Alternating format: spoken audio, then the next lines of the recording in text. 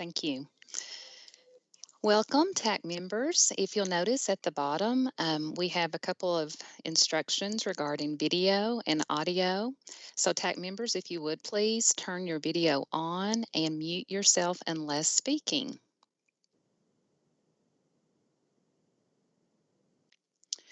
We are going to open up with Dr. Glass doing a welcome, and I do think he's going to solicit your input regarding some very timely topics.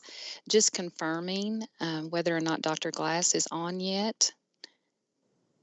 Jenny, can you please confirm?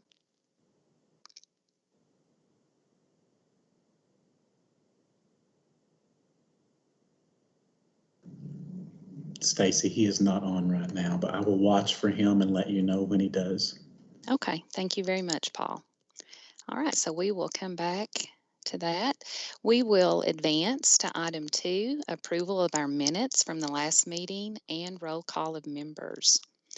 So we will begin doing a roll call, and members, if you would, just following the bulleted list, starting with Stephanie Beeson, if you could please unmute your microphone and enable your camera to introduce yourself. So Stephanie. Hi, I'm Stephanie Beeson from Warren County Public Schools, and I am a gifted and talented teacher at the 212 STEAM Academy in Warren County. Thank you. Hi, this is Chanda Britt. I teach middle school at the Kentucky School for the Deaf. Thank you.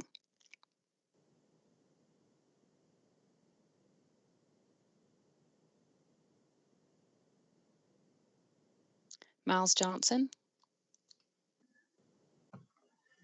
Hello, I'm Miles Johnson. I'm the art teacher at Jessamine County Schools at Warner Elementary. Thank you.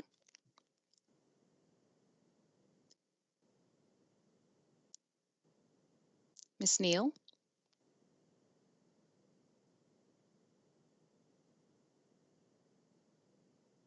Okay, Mr. Stroud.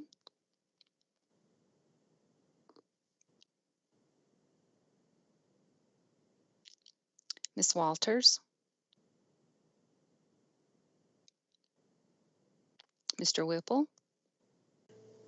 Hi, I'm John Whipple, and it says Hopkins County on the roll call here, but I'm Breckenridge County. I teach 8th grade social studies, and it's good to be here. Thank you. Thank you. Mr. Johnson.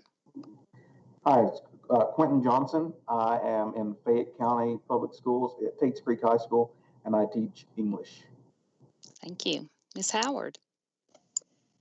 Hello, I'm Jennifer Howard, and I teach math at McGoffin County High School. Thank you. Taylor Sullivan. Hi, I'm Taylor Sullivan, and I teach science at Larry A. Ryle High School in Boone County. Thank you. Abigail Nash. Hi, this is Abigail Nash. I teach 7th grade English at King Middle School in Mercer County. Thank you. Alan Hensley. Okay. Beverly Rutledge. Hi, I'm Beverly Rutledge. I teach 5th grade at Pritchard Elementary in Carter County. Thank you. Ms. Dunn.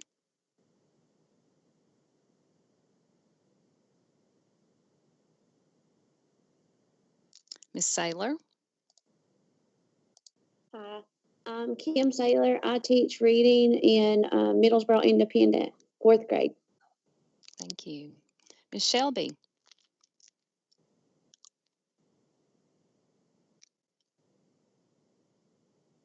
All right. And then lastly, Ms. Bevan. Hey, I'm Angie Bevan. I teach 5th grade at Peaksmill Elementary in Franklin County. Thank you. Stacy Garris Stroud has joined us. He missed the roll call, and Dr. Glass is on. Okay, thank you. Mr. Stroud. Hi, this is Garrett Stroud. I teach 8th grade language arts at Browning Springs Middle School here in Hopkins County. Thank you.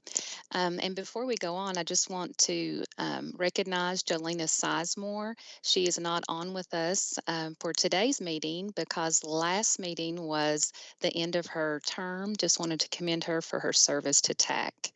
So I will advance it back now that Dr. Glass is online with us and turn the meeting over to Dr. Glass.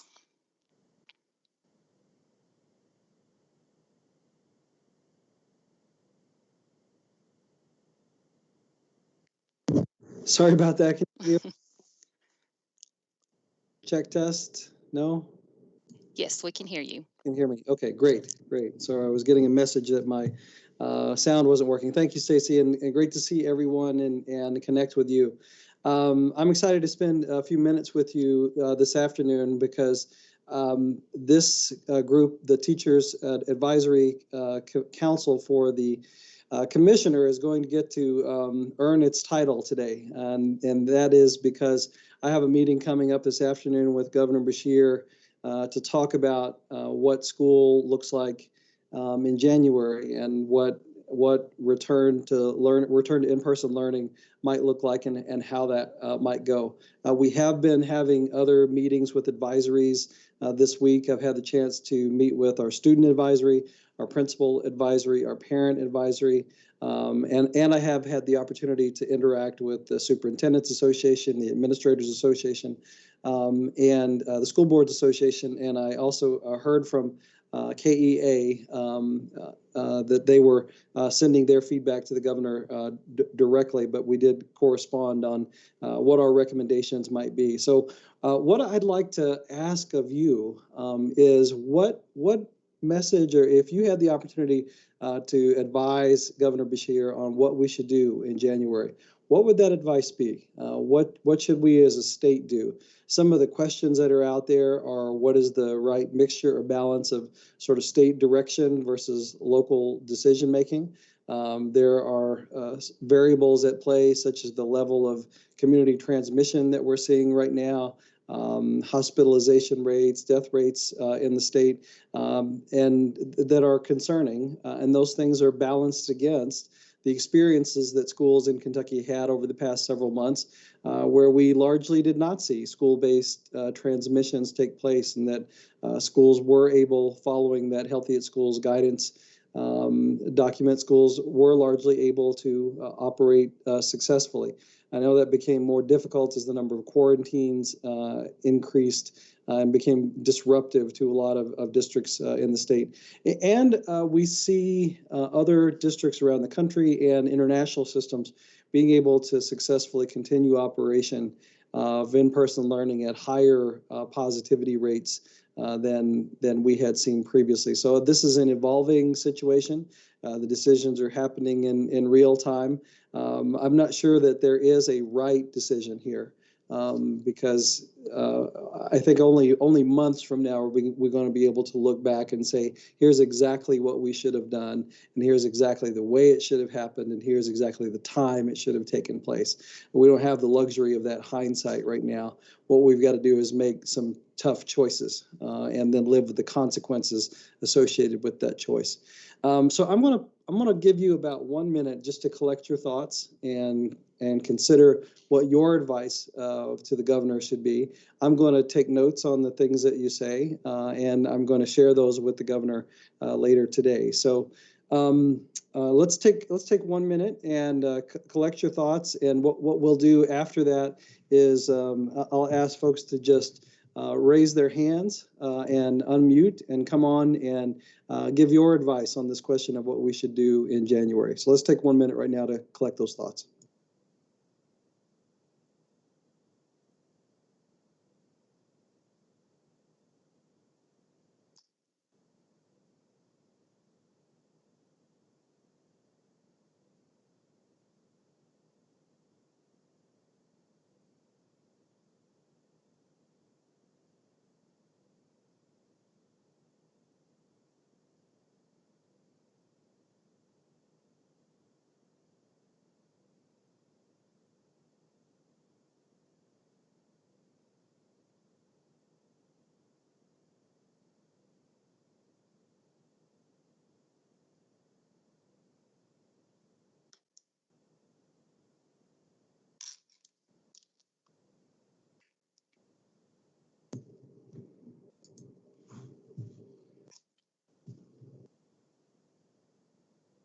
Let's come back together in 10 seconds.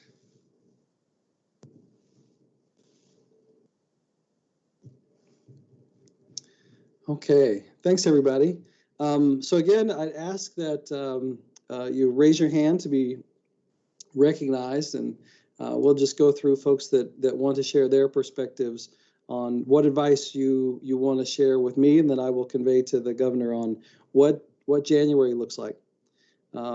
Let's see, Garris, you have your hand up first. Thanks so much for jumping in and being first. Go ahead and unmute and give us your perspective. Thank you so much, Commissioner Glass. I just want to say whatever the infrastructure looks like for the decision-making process, I would just encourage Governor Beshear to find ways to include parent voices, teacher voices, and student voices in that decision-making process, and ideally find a way to get superintendents at the table too, so they can share their perspectives on what's happening in their local areas. Thanks so much, Garris, and part of what this conversation is that process. It's collecting all of that feedback from the different perspectives. I know that's coming through associations too, but these conversations, if you haven't seen this week, we've had several of them, and then have turned around and pushed out press releases on the content of these discussions, and also made them available to the media. So again, if there are those of you on here that want to make sure that your voices are heard and on the record, now is the time. Let's go to John Whipple. All right, thank you, sir. I teach 8th grade social studies, and we're about halfway through our year here, our calendar year. And there is no way I am near halfway. My students are about have gotten half of their content. And I think that the governor and the legislature, they're going to need to provide ways for us to be able to start talking about extending the school year. You know, we should not finish in May. We're not going to be finished in May. And we're going to have to start looking at being able to pay people through June, July, August, if we're going to have our students get a quality year out of this. And so we're going to have to start thinking outside the box, and the legislature is going to have to give the tools to the school districts so that they can do that. Because currently, I know our school district is when May hits, they're planning on being done, not because they want to be done, but because that's all the resources we have to go from August to May. So we need to start thinking about providing resources to people that want to be able to provide that extra instruction in the summertime if necessary. Thank you. Thank you, John. And I think that's a great point. We are going into this legislative session coming up here in January too. And the big question that's on the table is, what is funding going to look like for the next school year, really in the budgets that start in July. I think it's a great idea to think about how we can provide extended services and supports to kids. We know that our kids are falling behind, and that the inequities that were all present before this pandemic are worse now. So we have greater gaps, and I think based on the experiences of what we've seen in kids where they had their learning years disrupted, like after Hurricane Katrina, it can take years to recover from that kind of event. So I think it's a great suggestion, great point. We're going to be having to work through the legislature to find out, can we stabilize the budget for next year? We've gotten some better news than we initially thought. I think everybody was expecting a catastrophic budget. Things are keep coming back better than expected. So that's some good news. We'll have to see where this all shakes out. And then another factor is what if any federal supports around this, how might that look? But I think it's a great suggestion to think about how we could extend the time and find some ways that our educators can keep working with our kids to bridge some of those gaps that we have. Thank you. Let's go to Nora Ramsey. Yes, and I can speak long, so if you need to cut me off, I do not offend easily.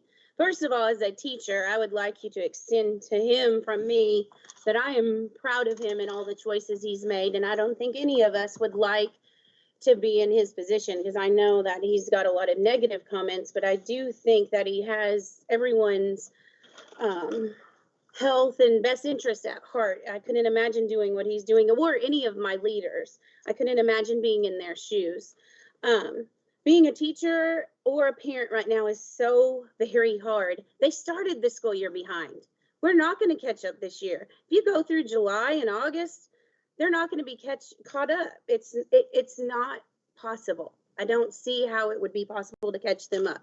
We need to be honest with ourselves as a state that this is where we are and this is going to be the best plan. I'm all for doing whatever needs to be done, and I feel like I've been doing it. My district made the choice to go ahead and go in person when we were in red, and I do think the district that I'm in made the best choice. We didn't, if you look at the numbers, we didn't have kids getting sick. We didn't have teachers getting sick. Our numbers stayed lower than the numbers around us. And I was even one of the teachers who ended up quarantined from an exposure. So I do not regret the time that I had in the classroom, because number one, I got to know my students from the beginning of the year. That time was so valuable to me. I teach 6-year-olds. They got to know me, they got to trust me, and I would not trade that time for anything. I do appreciate right now that we are able to bring a small amount of children in for a short amount of time, because the first round of packet pickups, I had 5 turn in nothing. And I don't know how you feel, but I have a really hard time failing a 6-year-old because they didn't turn in the work. So the option to bring a few of them in and get them caught up, and it still relies on, will the parents bring them? Because honestly, a couple still aren't coming with that option. But getting them caught up, it just feels like I'm constantly catching up. As a teacher, I'm constantly catching up, and I have an elementary student and a high school student myself, and I'm constantly catching them up. And then in the back, I have the social emotional needs of everybody, including myself, just like crashing. I'm not gonna lie, I am the happiest, jolliest person that you can meet, but it's really hard right now. Our morale is down, and we're worn out, and we're looking forward to Christmas break like no other. My 5-year-old was like, please don't make me go with you today, Mom. I'm like, 2 more days and we'll be done. 2 more days.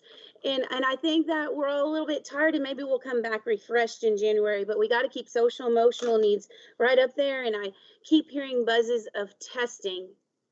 And I know, Mr. Glass, that you have something to do with that. If there is any way to take testing off the table, we know they're behind.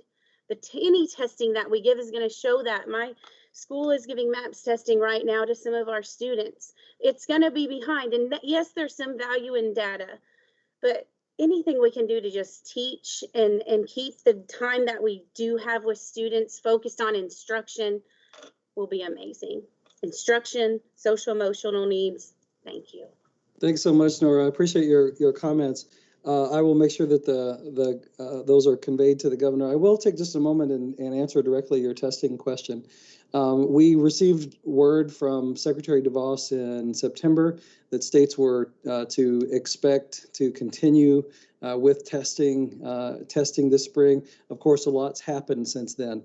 We're going to have a different Secretary of Education in Washington in January. And with them, therefore, there may be a different answer on that question. It is going to take a waiver from the federal government to release states from testing. What we've done at KDE is work with our test vendors to make sure that the assessments are available, but they're shorter and they're easier to administer and more flexible than what we have. But we're not under any illusions that we can predict what March is going to look like. I mean, who knows at this point?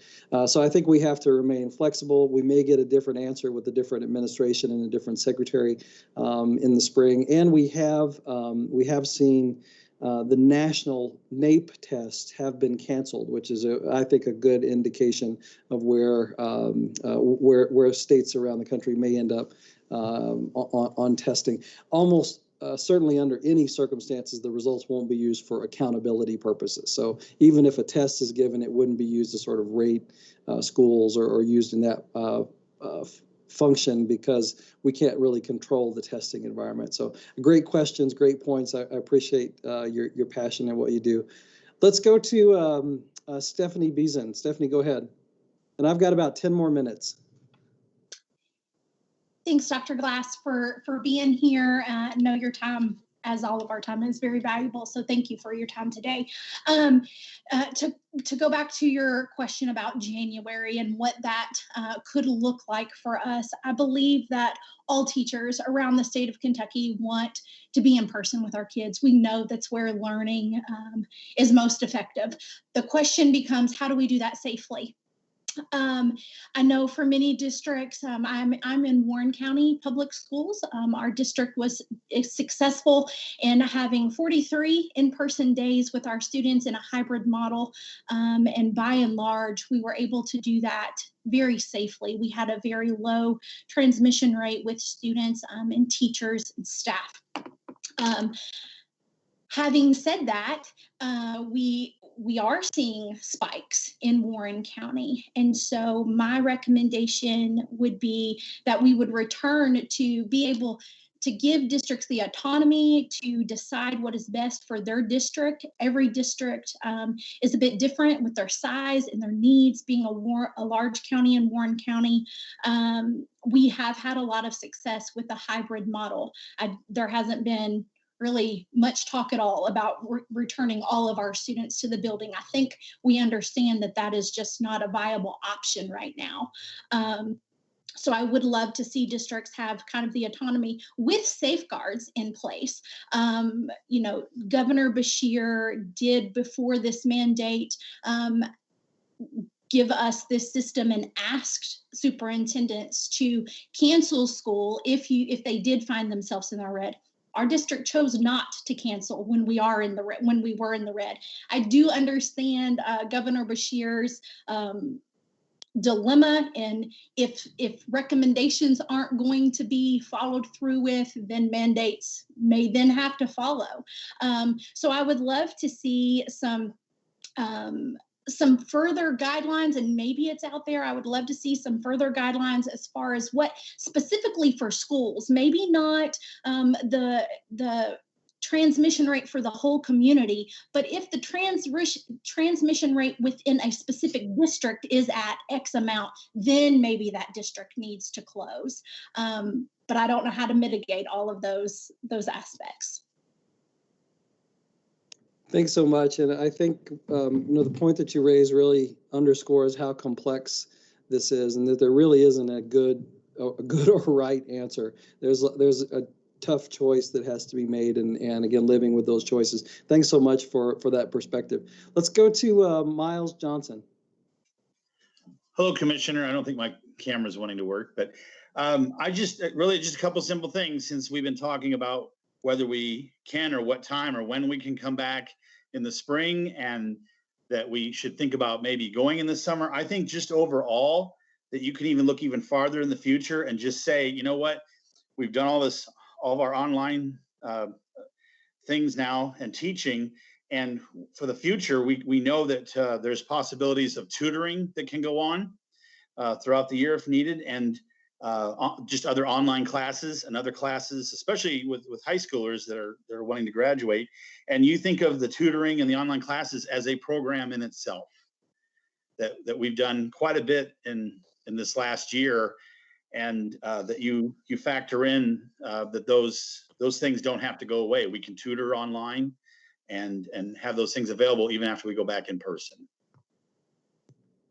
Thanks so much, Miles. And I think, you know, your comments made me also think that there are a lot of experiences that we're having now that will carry forward beyond this, that will change in some positive ways the capacities that we have to serve kids. I mean, we've seen really what we can do with technology. There certainly learned its limitations too, that it's not a replacement for the kinds of relationships that we can develop with our students in person. But I think we've, out of necessity, also learned some ways to use technology. I was corresponding with a friend of mine who's a teacher in Meade County, who was talking about how he had been forced to flip his classrooms for the first time, really to flip them, where all the sort of direct instruction, content, lecturing, like the kids can do that on their own, and they spend their time together practicing, discussing, doing projects. And that's a really good use of the time that he has with them. So I think that's a good story of how this experience, even though none of us would have ever chosen to go through this, that it's going to stretch us in some ways and make us better as professionals on the other side. I don't see any other hands up or comments. I'll just pause here and see if anyone else wishes to be recognized. I just have a few more minutes with you, but I am deeply grateful for the feedback that you've provided.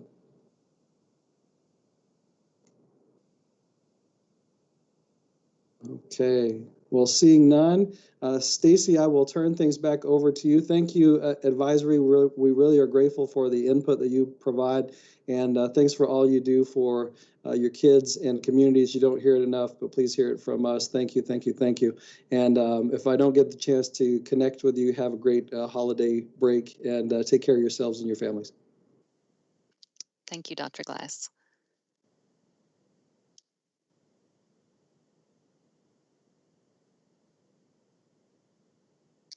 Paul, I'd like to confirm that you can see my screen now.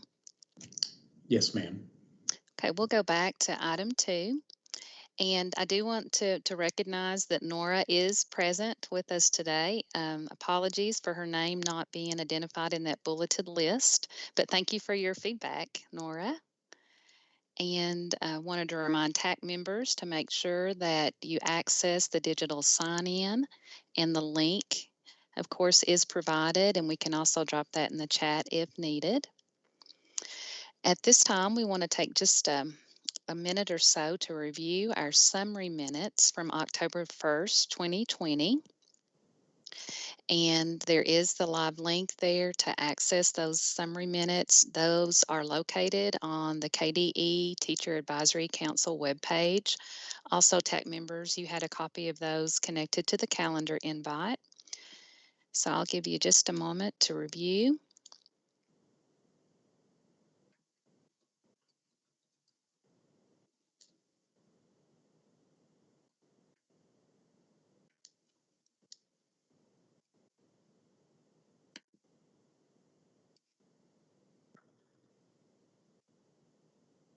I'll make a motion.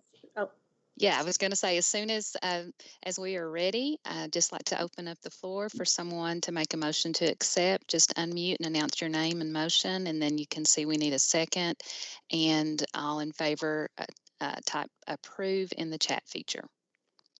this is Nora Ramsey. I will make a motion to accept the minutes for the first quarter. Thank you.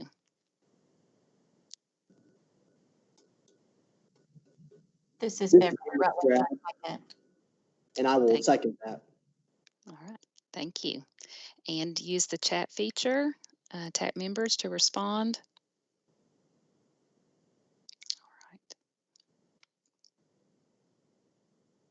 Thank you. Okay, so we will transition now to item 3. And we are very fortunate today to have with us Dr. Thomas Woods Tucker. He's our new KDE Chief Equity Officer. And Dr. Woods Tucker, I'm going to ask, do you want to share your slides, or would you like me to just progress? If you would progress, I would be very pleased. Good afternoon, everyone. Yes, happy to. Could we go back to the guiding question, and then we'll go from there? Yes, sir.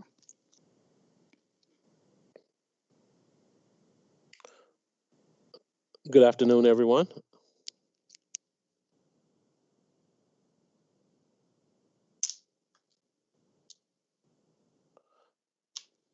I see a couple hellos in the chat box from MJ and other folks. As Dr. Glass stated, a huge thank you for the work you're doing. I mean, you're doing the type of work that and deserve the recognition that our frontline folks should, our frontline professionals should be, that they receive. So thank you for your tremendous work. You are our heroes in ensuring that our kids, our students are being educated every day. And I know this is a tough time, but I can certainly tell you that Dr. Glass has each student and each staff member's best interest at heart. Really is indicated in his conversation he's going to have shortly with Governor Beshear. So thank you for your tremendous work that you do. So let's go ahead and jump into this as we look at efforts that the Kentucky Department of Education and supports that we can provide in the areas of diversity, equity, and inclusion. So our guiding question today is, what ways does identity, in what ways does one's personal identity, who you are, inform you as a classroom teacher? Would anyone like to jump in and let's talk a little bit about that before we move into some specific areas and initiatives that KDE will continue to support in the areas of diversity, equity, and inclusion. And Stacy, if the questions hop in the chat box, please read those. But anyone, please feel free to unmute and let's talk about this. You know, in what ways does your identity inform you as a classroom teacher?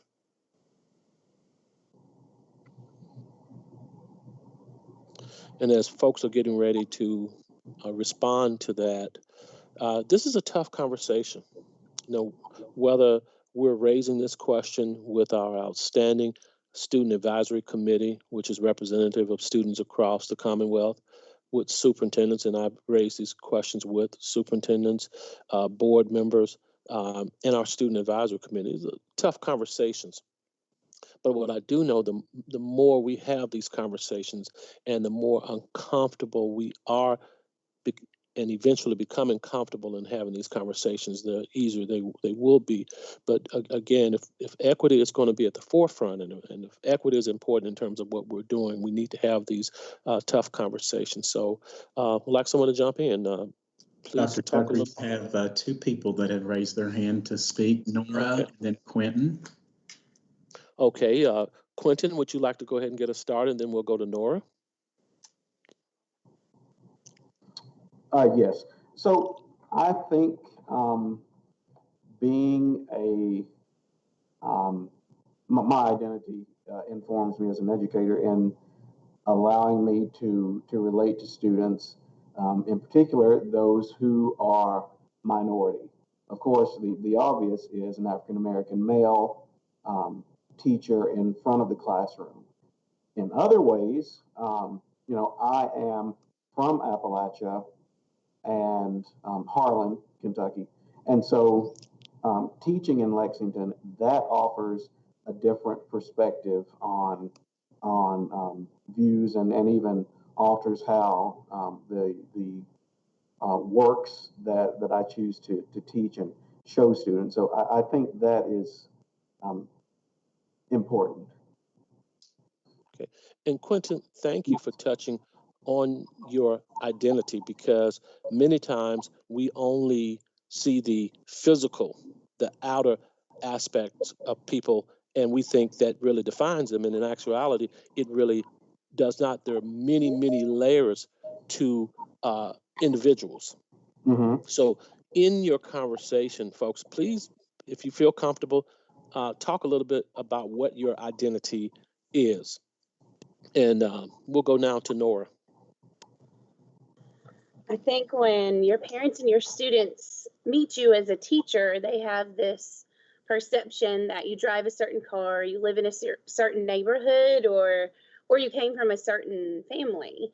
And when you look at me, honestly, on a call like this, you probably would not be able to guess anything about me that is accurate. But I too am a minority, so I can, because of that, relate to a lot of my Hispanic parents who often have a hard time relating to people in the educational setting.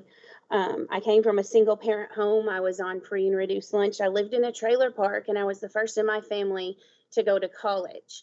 And I think more than the minority aspect, those things, those social, emotional kind of things that I grew up with, helps me really understand students and families and some of the struggles, like not having enough to eat and how I'm not ready to learn, or not having a bed to sleep in and I need to take a nap this afternoon, or I'm not going to be any worth it the rest of the afternoon. I mean, there's so many things that you bring to the table. And when you share something like that with a parent who is having the same issue with their child, they see you as a real person. They see, oh, this teacher puts her pants one leg at a time, puts her pants on one leg at a time. I happen to be the parent of 5 biracial children, and I'm one of 2 minority teachers in my district. And across the state, that's an issue. We have few sprinkled minority teachers, but we have a much higher rate of minority population students. And I would love to see that increase, because I really saw how my own children thrived with teachers that they can connect with. And it doesn't necessarily, I'm not saying that we need to put all of our focus on hiring minorities. I'm hoping that's where the conversation is going today. If we teach all teachers how to connect with this population, then, because it wasn't like I was still one of 2 minorities as my children came through and on to college, but they were able to connect with a white female or a white male or whoever. So just arming all teachers and all staff with the capability of connecting with all students. And Nora, that's the exact purpose of this conversation, is to arm people, give our folks the ability to connect better than what they have before. Certainly, I don't think in my lifetime or many of our lifetimes we're going to see that equal balance of ethnic diversity in the classroom to match that of our student population. But what we can do a much better job of being empathetic. We can do a much better job of connecting with our students. And if we're really serious about equity, we have to have these deep conversations to begin to look at who we are and what we bring to the classroom. Sometimes we'll bring advantages to the classroom. Now, you heard a lot of people, talk about coming to the classroom with privilege. You can also have privilege and not have privilege, because in your conversation, you talked about a little bit about both. So let's hear from a couple other folks before we dive a little deeper into what we're trying to do here at KDE to really empower our folks to connect with more of our students. Dr. Tucker, you have a yes. comment in the chat. It's from John Whipple, and he says, quote, "I think that it establishes my perspective, how I fit in with my students." Okay, and if John feels comfortable unmuting or comfortable typing in the chat, how does that make you feel? How does your identity, how does that make you feel as you walk into the classroom when you see a beautiful tapestry of students with different interests, different backgrounds, economically, ethnically, and gender expression? So I got to say, when you look at me, what you see is what you get, right? I'm that white male born in the 60s and grew up in the 60s and 70s and have tried to learn about how to live in a world of diversity that I did not see when I was a student. I tell my students all the time that I did not actually speak to an adult African American until I was graduated high school, And so when I come in to my classroom, when I talk about establishing my perspective, for my minority students, I'm all they got. I'm all they've got. So when I try to teach things with culture or African American, I teach social studies. When I'm talking about African Americans in history and their role in history, I don't get to speak from the perspective of a black man. I have to teach it to them from the perspective of a white man. And it's a challenge for me, but it's also something that I think helps me connect with them because it slows me down. And I want to take the time to be able to consider how they feel. So a lot of listening to the students and hearing how they feel and what individual experiences they bring to the classroom. Okay. Anyone else? I see SB. Dr. Woods Tucker, you have Stephanie that's raised her hand to speak. Okay. Hi, I'm Stephanie Beeson. As all of us, we all have an identity that is unique to us. And there are stereotypes that go in, preconceived notions that go in to any person as we look at them. Again, like Nora, I am not a minority. I am white. But I grew up very, very poor. I am the first in my family to graduate from college, to get a college degree. Neither one of my parents even graduated high school. So that's not something that you would just know by looking at me, obviously. My perspective is a bit different. I am married to an African-American man. We are foster parents, and so we have kids that come into our home from all different backgrounds, all that have endured a great deal of trauma, obviously. And so as I have seen the experiences that my husband has gone through in his life, as I see the experiences that my father-in-law has gone through in his life, as I see all of these foster babies that come in and out of our home. And then as I look at my students, all of their experiences and identity impact my identity. I am able to be more empathetic as I turn on my listening ears and really look at their perspective and what life is like when I'm being removed from my parents' home, what life is like when I don't have food on the table. And so I think that we have to step outside of our identity. Obviously, that's kind of a given. We have to step outside of what we know and seek out what are others' experiences and allow our students to have voice in their personal testimonies of their own identity, so that then we are all learning together. We are learning about our students. Students are learning about one another, and the end goal of that is just more unity and understanding and empathy for each other's plights. Okay. And Stephanie, you just gave a wonderful example of how highly effective teachers who are connectors, who are bridge builders, connect with their students, because they take those experiences that you talked about. They bring those experiences to the classroom, and more importantly, they know that the experiences, the trauma, the successes, the stations in life that students have, they don't leave them at the schoolyard. They bring them into your classroom. Because, when I entered this profession 30-some years ago, in our teacher education programs, we were taught, well, we're going to treat all students equally, and that once they come into the classroom, that's a total level playing field, and we really were to not consider much about their home life. Well, I knew that was wrong. I knew it was wrong during my pre-service program and when I became a classroom teacher.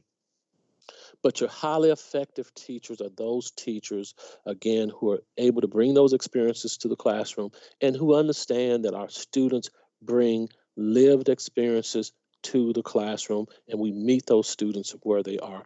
Okay, before we move on to the next section, anyone else? I see a couple other hands.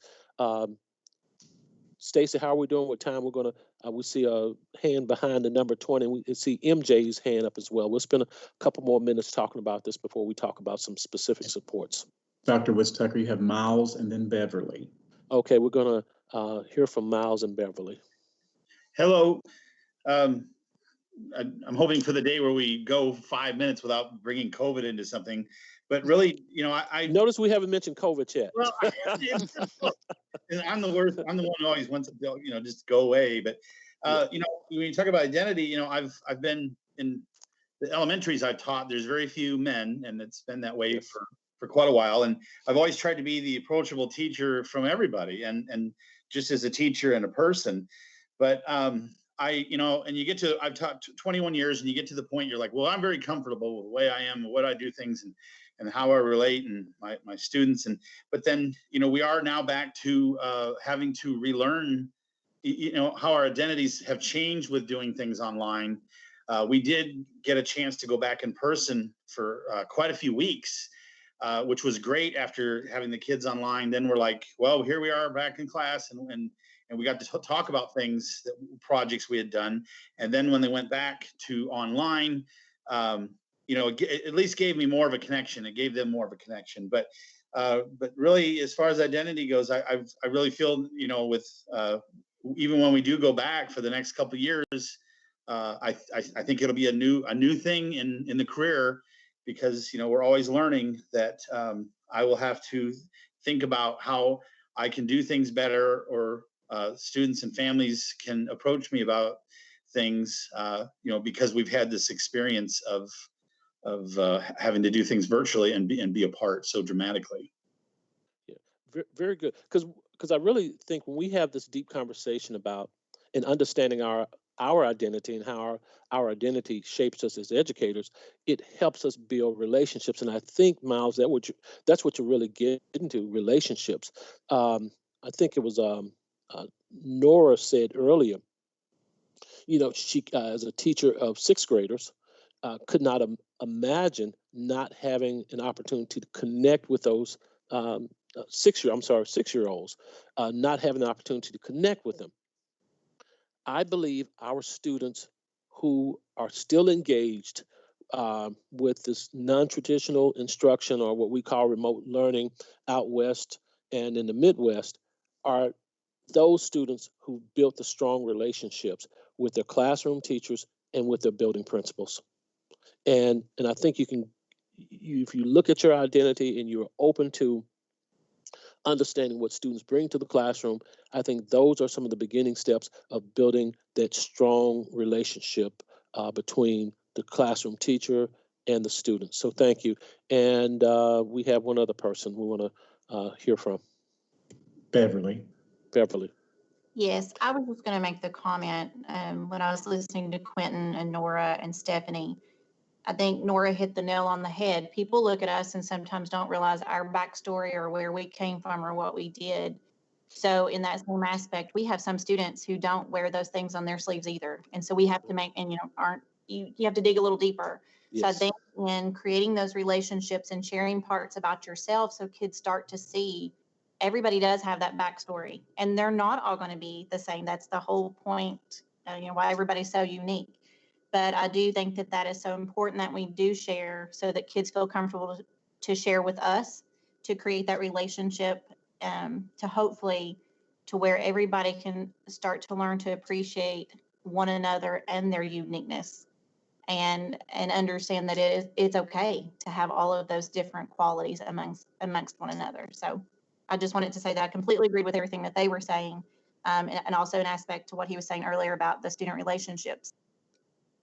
Okay, very good, very good. And those of you, if you have other comments, please feel free to put those comments or suggestions in the chat room, and I'll make sure that I connect with Stacy to get those comments. Thank you for your input. Now let's move on now and talk briefly about some of the supports that we are providing,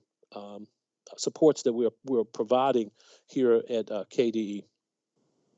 Stacey, I don't know if you received,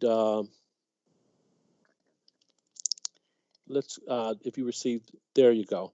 And folks, I'm not going to go through all of these bullet points, but I've spent the last 2 months of asking questions and listening quite a bit, and trying to really marshal in some of the resources we have across not only KDE, but some of the great resources that we're having in our districts and with organizations. And so some of these things here may be new to you.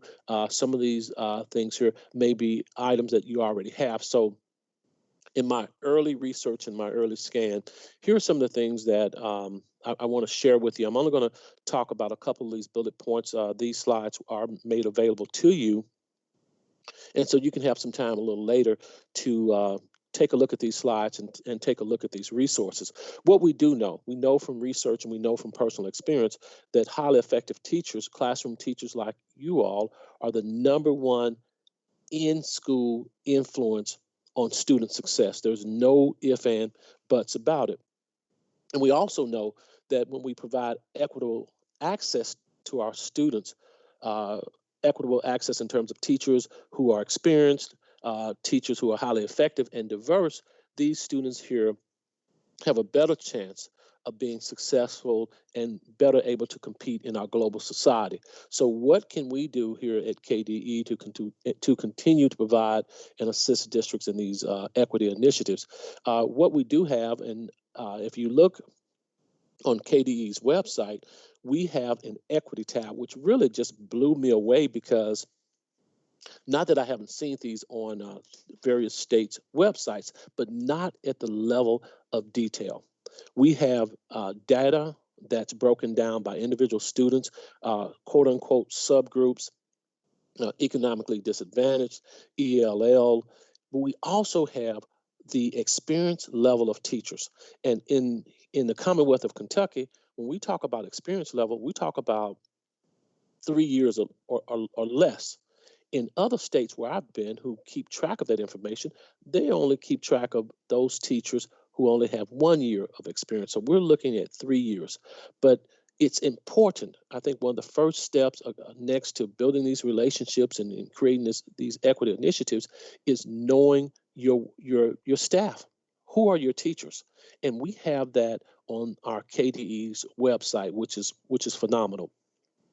Another initiative that we're building here, we're building a toolkit, an equity toolkit that we're going to provide all teachers and all educators here in the Commonwealth.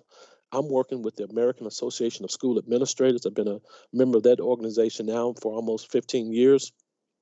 And we're going to provide to our districts an equity dashboard that will have certain indicators as to whether you're meeting equity or not. We're also providing opportunities for our folks here at KDE to look at policies, practices, and resolutions in districts to ensure equity. Many of you may know that the Kentucky Board of Education, State Board of Education, passed a resolution condemning anti-bias in our schools, anti-racism, condemning racism in our school. That was huge. It's a resolution. I would like to see a policy at the state level. I would like to see more policies at the district level condemning those two things and attacking those things. But for our State Board of Education to pass a resolution and have the tremendous support of Commissioner Glass, that's huge. That is absolutely huge here in the Commonwealth. And also, we want to ensure that we're embedding, or at least helping our districts embed equity into your strategic plan or your action plans. How many of you have an equity initiative or an equity plan? I know that was one of the questions in the survey that we sent to you all. And the next time that I meet with you, we'll go over the survey because I want to share the results from what this group has done, what TAC has done, but also from our superintendents. Do any of you know right off if you have equity mentioned as one of your goals in your strategic plan or in your buildings action plan? Yes, in Warren County, we definitely do. Okay. Anyone else?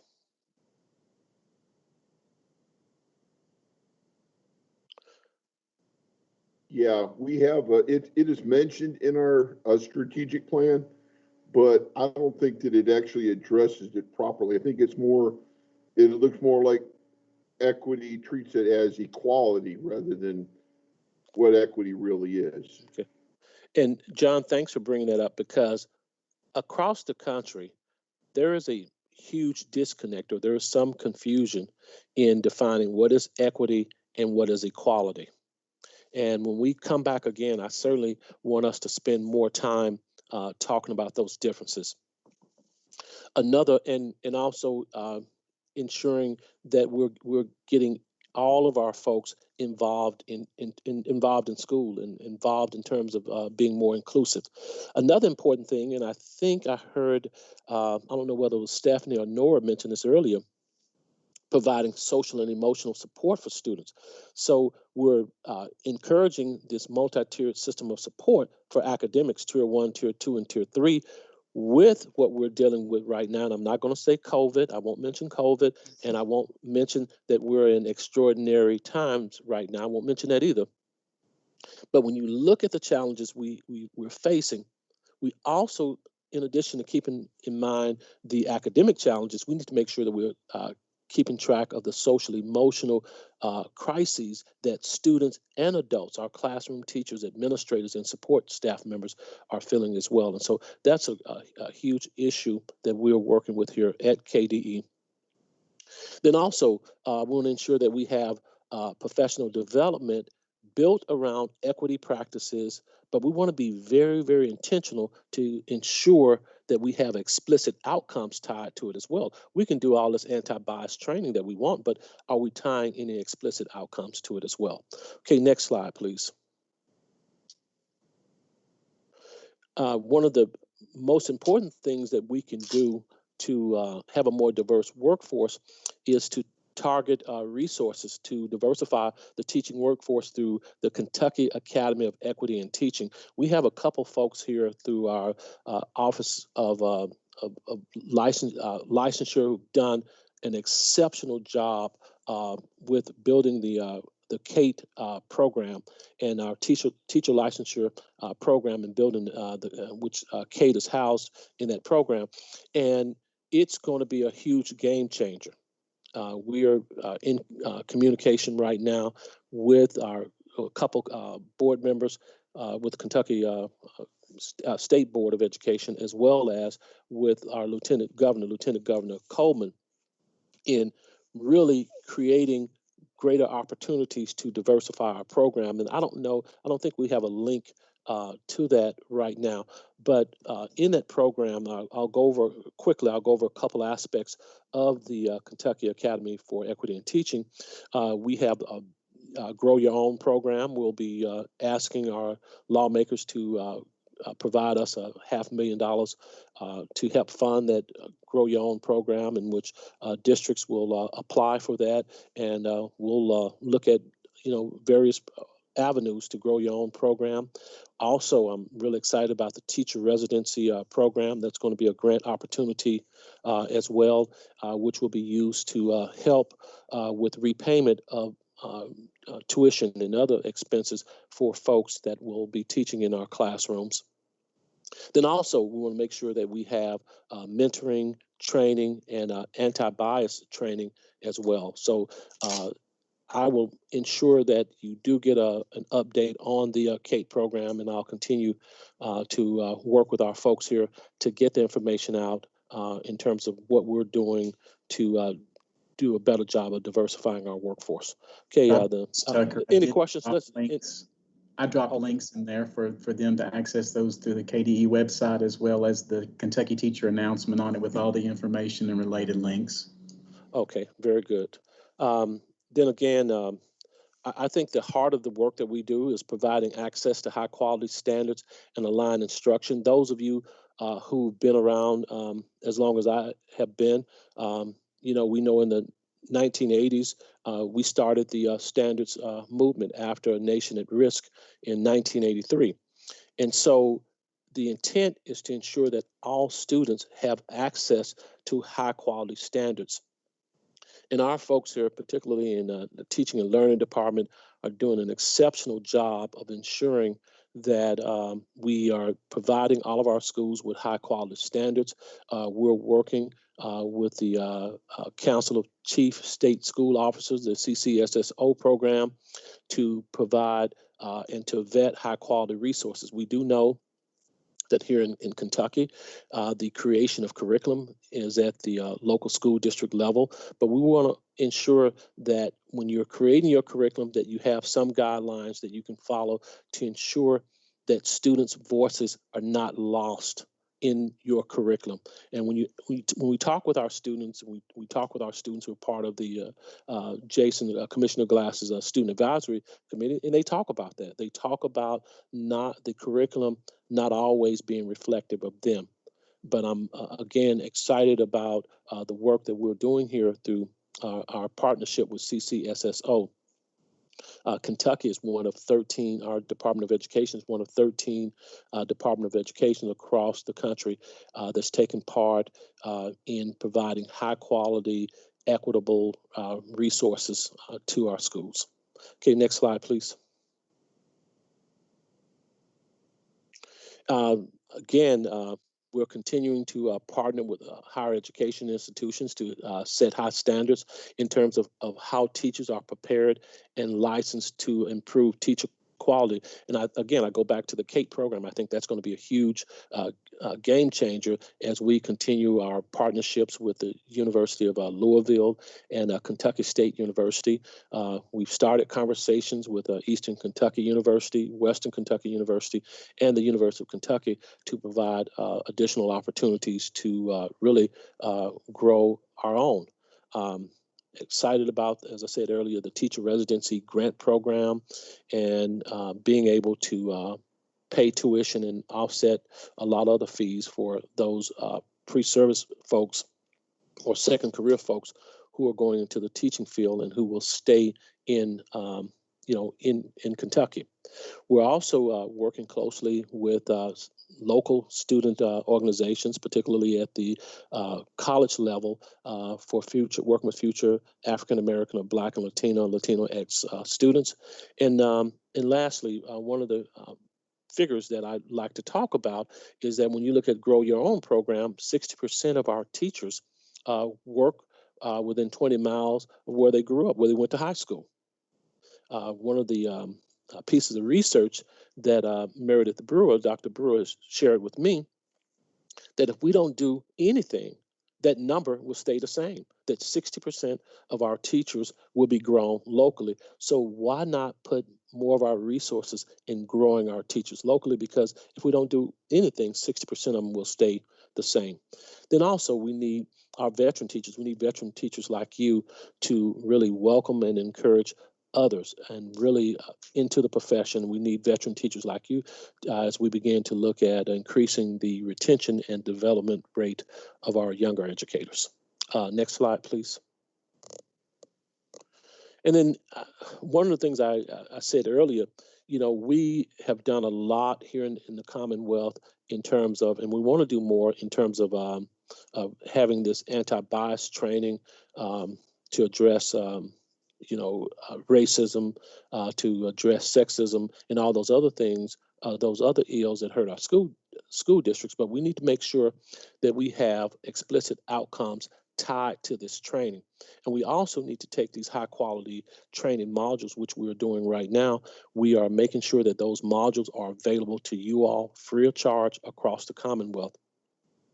And so one of the ways we can do this in terms of ensuring that we're tying the training to explicit outcomes is to have pre and post tests for training, to look at the effectiveness of it, look at who's enrolled in these programs as well. Then also, are we really decreasing the expulsion rates for, particularly for students of color? Are we reducing the expulsion rates for students on IEPs? Are we intentionally diversifying our curriculum? Are we seeing more of our students in the curriculum? Are we seeing more of our students in the resources that we have? Just yesterday, we began a deeper conversation to add Kentucky as one of the many states that endorsed the seal of biliteracy. Again, we recognize that this is a locally controlled state, but it's important. We know that when students are able to speak two or more languages, that gives them more opportunities to be successful in the job market. And quite frankly, it gives them a great opportunity to connect and to be able to communicate with other folks as well. And so really excited about that. And this is also something that Commissioner Glass has done in previous posts he's had. This is something I've been a part of as well. And so you'll hear more about the Kentucky Department of Education endorsing the seal of biliteracy. Excited about that. And next slide, please. As I said earlier, we need to share the wealth. There are districts across the Commonwealth that are doing a great job. I mean, right here, locally, we're doing great work. When we look at what's happening at Jefferson County Public Schools, great resource in terms of their, the Teacher Academy program that they're having that's getting a lot of recognition across the country. Frankfort Independent Schools here, local school district here, really committed to equity. They have an equity task force, and there are other districts across Kentucky, other districts that have these task forces. These are a few that I'm really pointing out. In Owensboro, they have an equity policy and doing great work where their superintendent and board members are speaking out about the importance of equity.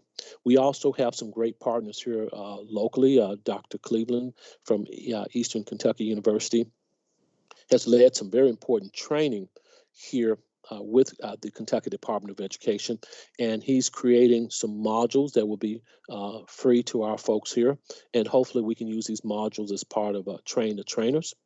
Then also our very own Dr. Sweeney, who heads up our counseling, as our counseling advisor here with the Kentucky Department of Education. And speaking of that, I believe one of the really untapped resources we have locally is that we need to work more closely with our counselors. We need to work more closely with our social workers, especially in our school psychologists, in terms of helping us address some of the social and emotional needs of our students locally. And if you have, a connection with some of the local resources that you have, whether, it's with a hospital or a clinic, please don't be afraid to knock on their doors, because many of our business partners want to help us, and they really want to help us reach out to their students. We have Dr. Knifley with Spalding University and Jocelyn Waddle, who's really helping us out. Later on next week, I have a meeting to further look at the National Board Certification of Teachers program. And we do have that here at KDE. That's another way to better prepare our teaching staff and giving our teaching staff additional tools. Then, of course, our very own Dr. Brewer, among others, who have really helped us in terms of addressing racial trauma and anti-bias training. Next slide. I believe that's it. That's it. Okay. Yes. Do I have time, Stacy, to answer some questions? I know there was a lot of information right there for us to think about and to know. Hopefully, some of these things here were things that you already knew about, some resources you already knew about, and hopefully these are some new resources that you've discovered today. But do I have time to answer a few questions? Or I know we have less than an hour left.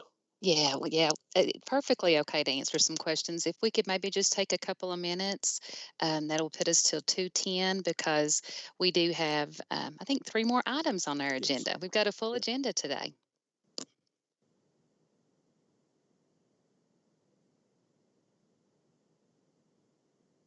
I don't have a question, but maybe a suggestion.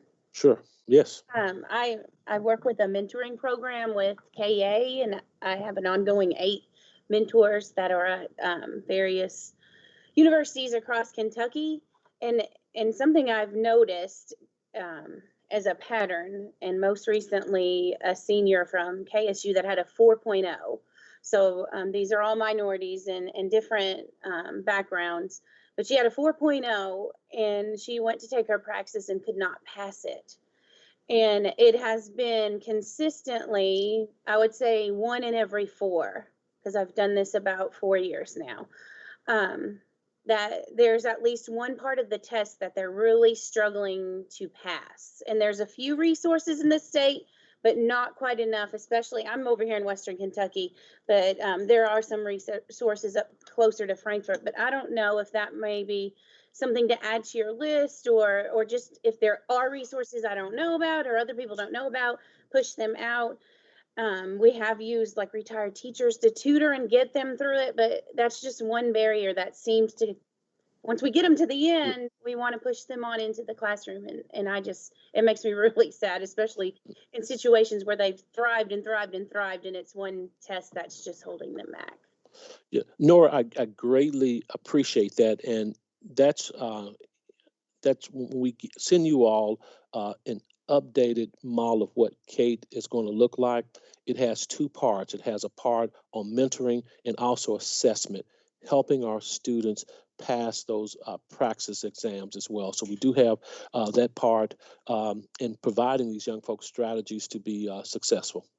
And we're asking our lawmakers for funding to help with assessment coaching. Thank you. Any other questions or recommendations or concerns?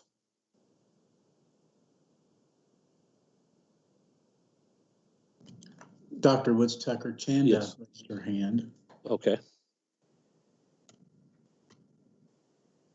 Yeah. Please go ahead.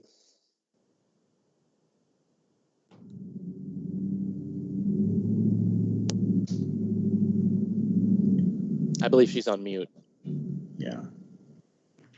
Sorry. Okay, she's back. Okay. My name is Chanda. I have a question that maybe you could speak to maybe the next time you're with us. My husband is a minority. My children are minorities, and they go to a school district. My husband is the only minority teacher in the entire district. And I think that's common in a lot of the more rural counties in Kentucky.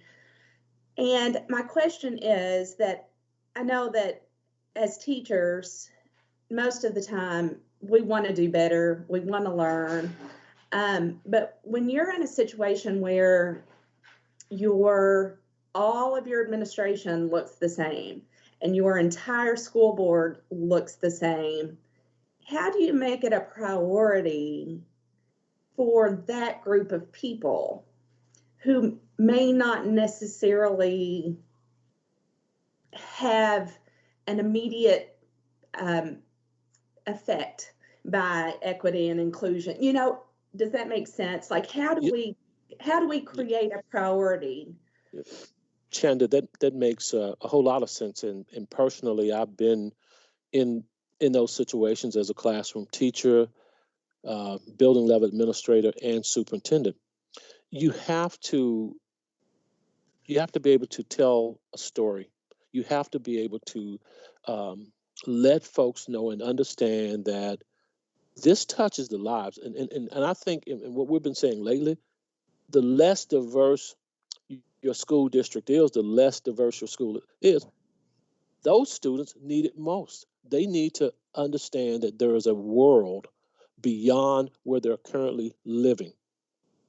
And that if we're going to be successful at the local level, in your cities, in your state, in this country, we're going to have a more diverse, a highly effective workforce.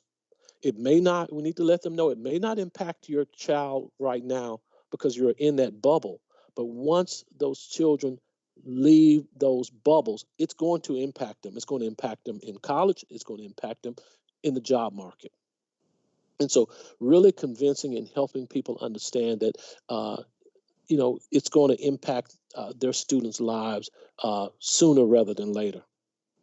I think that certainly is a great start. But I think what we're doing right now is having these courageous conversations, because it's difficult. It is, and I do want to applaud you all, because I was and I try to come into places, trying to have a clean slate, just like I wanted to come here to the Commonwealth and not think that we're not doing anything, or coming in here thinking that we have it all solved, these issues solved. So having these conversations are very tough, and I want to applaud you all for jumping in and having these conversations. But I also want to thank the Office of Teaching and Learning and our Office of Teacher teacher effectiveness and licensure. They've done a tremendous job in trying to put these opportunities together.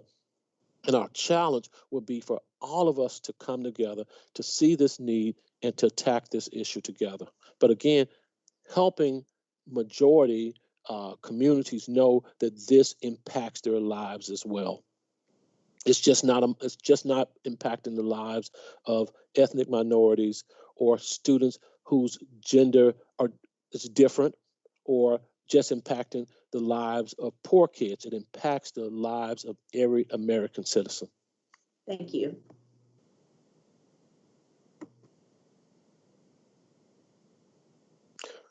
Well, Stacy, I don't see any other hands now. Thank you for this opportunity to join our teachers. As I said in beginning this conversation, you are our classroom teachers. You are the #1 in-school influence on the lives of our 55 million public school kids. So thank you for what you do. Thank you very much for being here with us. Sure. And hopefully your schedule will allow you to join us next time. Well, I need to come back and talk about the results of those surveys as well. Yes. So Okay, looking great. forward to that. Absolutely. Thank you. Thank you Sure. very much. Absolutely. Okay, so we will go ahead and transition now to item 4. We do have representatives with us today who's going to talk about the draft Kentucky Academic Standards for World Language. And I'll just allow you all. There we go. We can see your screen. Thank you, Stacy. Good afternoon. My name is Krista Hall, and I serve as the Director of Program Standards. And I'm here today with my colleagues, Thomas Klaus and Aaron Chavez. And what we are bringing to you today is a new regulation at 704 KR 8110 that will establish Kentucky academic standards for world language. So right now, academic standards for world language courses or programs in the state of Kentucky are currently not in law. So this new regulation will put these standards in law, which will mean any school, any Kentucky public school that offers a world language course or program would then use these standards as minimum content requirements. So the guiding questions that we have that we want you to think about as we're presenting today, in a moment, we're going to share with you the key points from the writer's vision statement. And we really feel like those key points really give you a balance of what the writers were thinking as they developed these standards, as well as what their hope is as these standards are implemented. So as you're reading those key points, first, do you agree with those key points? But then a really bigger piece is, should these key points be weighted equally, or should specific points be more emphasized?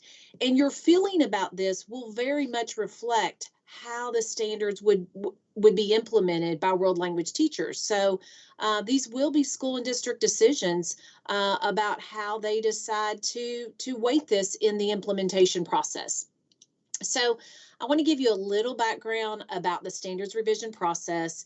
A few years ago, KRS 1586453 established requirements whenever we revise standards. And then there were 6 areas we were to focus on. One was critical knowledge, skills, and capacities, to make sure that we resulted in fewer but more in-depth standards, really communicate the expectations more clearly and concisely to all of the party holders, teachers, parents, students, and citizens, as well as make sure that they're evidence-based.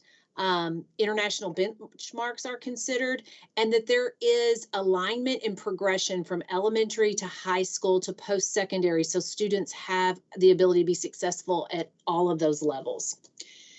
This next piece, this is what we like to call our game board. It can be a little intimidating when you start at the very first square, but these are all of the steps that we go through in the revision process. We actually just took these standards before the Kentucky Board of Education last week. So that means that we are down there on the 3rd column, the 3rd box down. So we've almost completed this game board. I don't know if we get a prize when we get to the end. I guess we do. We get successful standards available for our educators. So right now I want to turn it over to Thomas Klaus to give a little more details about the actual draft document. Thank you, Krista. And so basically, as Krista mentioned, this process has been going on for a while. Last fall, a survey was put out on our Kentucky guideline or standard for world language proficiency. We got that survey back, and then our teacher writers, our AP and RC committees met and have been working on the draft standards for, or draft Kentucky Academic Standards for World Language up to this point. So a little bit about the writer's vision statement, and this is really the impetus for kind of the design and revisions to that became the Kentucky Academic Standards for World Language. So the teacher writers really wanted to ensure that the standards provide equitable opportunities and capabilities to use language, but also use cultural knowledge. They wanted to ensure that students weren't just learning about language, but they were learning about people, places, and practices of a target culture or language.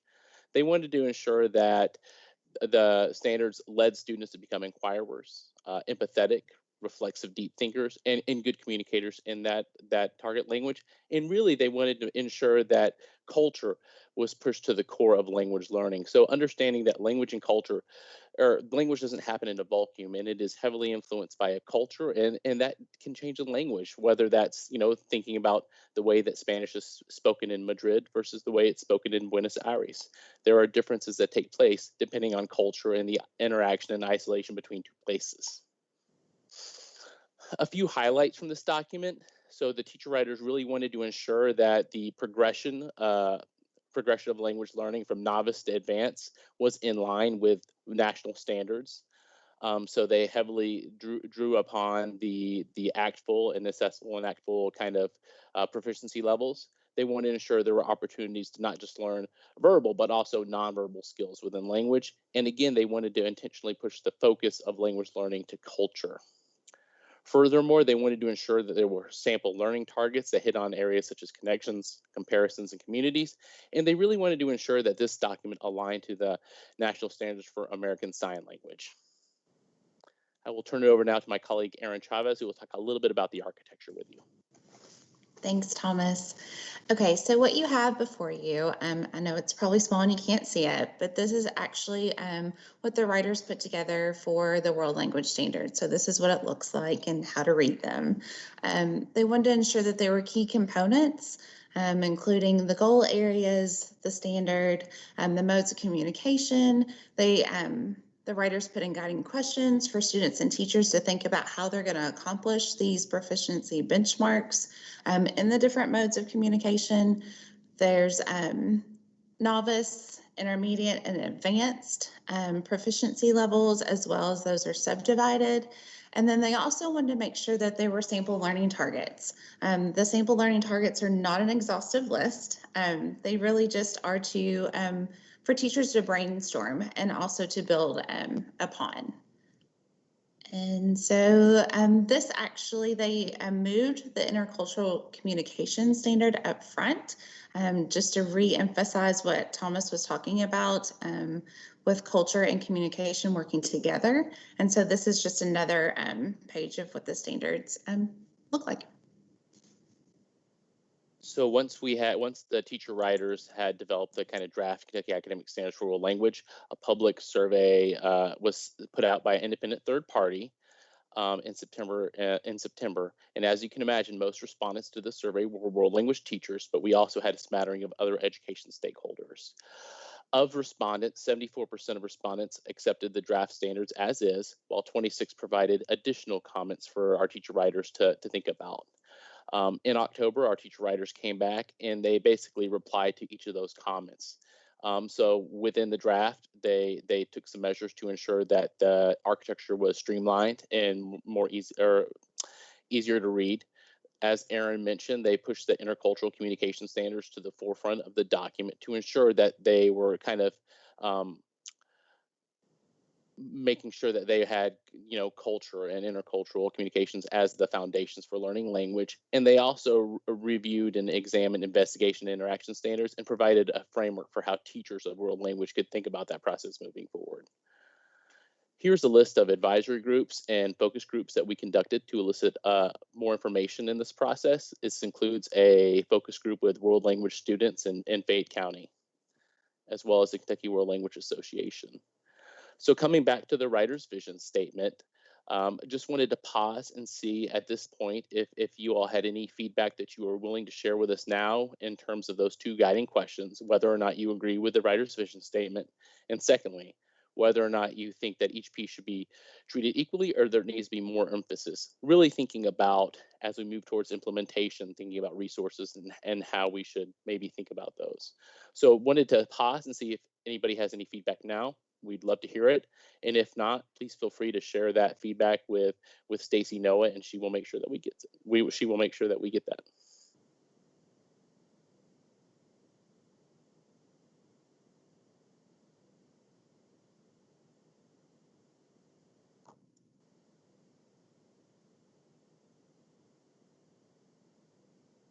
Well, Stacy, we would definitely appreciate if you receive any feedback or any questions or clarifications, if you'll just send them our way, and we will be more than happy to respond. So thank you for your all's time today. We certainly appreciate that. Yes, absolutely. I will forward any information, any questions from the TAC members. And thank you all for being with us today. We appreciate you making the time. All right. So speaking of time, we do have about 35 minutes left, and we've got 3 additional topics that we need to address for today's agenda. So I'm going to ask each of the remaining presenters to try to stay true to about 10 to 12 minutes for each presentation, just so that we can get to all of the remaining topics. So at this time, I'm going to turn it over to Helen Jones. And Helen, would you like to share your slide deck, or do you want me to slide it or to share it on my end? If you would share it on your end, that would be great. Okay. Yes.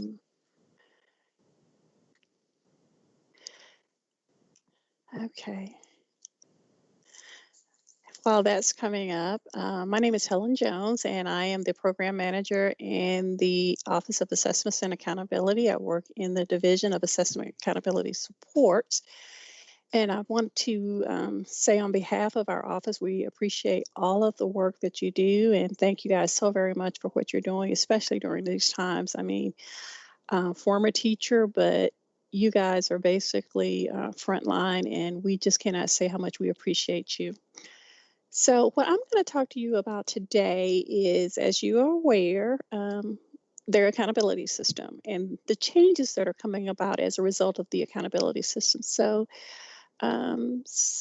if you would advance to the next, the guiding question, let's talk about that first.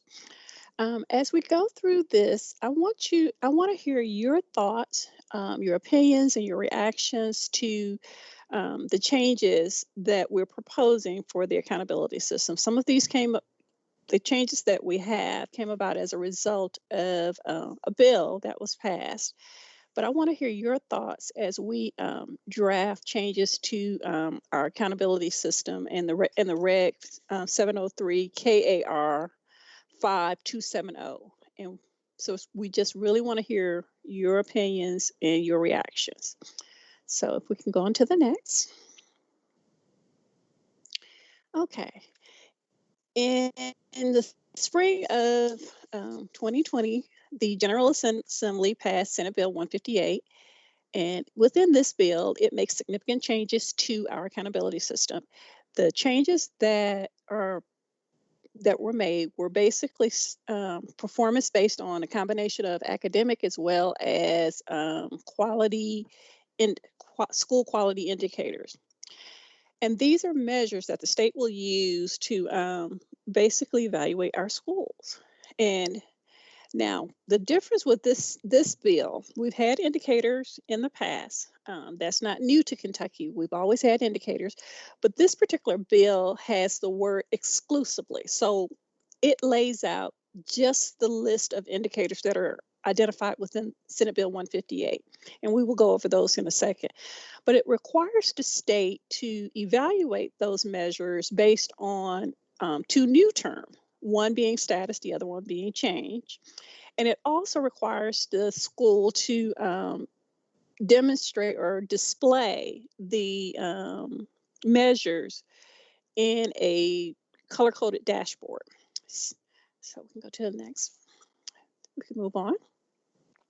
So what is status? Status is the current year performance, which is, again, not something that's not new. We've always had that. We've always evaluated our schools based on the current year performance of our students. And change, which is a little different. Change is the difference between current year status and subsequent year status performance. And so we've always had the state assessment results, say for instance in mathematics, which was proficiency compared to in 2020 versus 2022. So there's some changes in the language here. So we're looking at the difference in those two. So changes the difference in the status from one year to the next, the subsequent year.